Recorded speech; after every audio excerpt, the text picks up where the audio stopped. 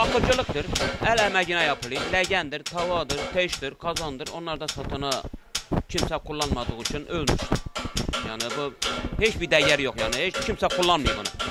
Hep kullanan porselen, emeğe, cam. Şunlardır işte yani. Bunlara ne bir değer yok.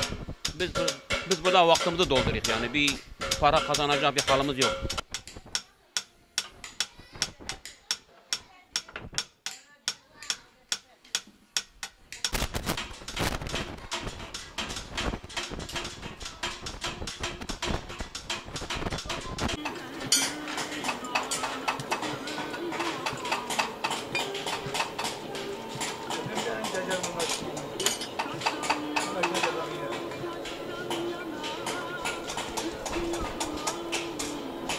Gel beni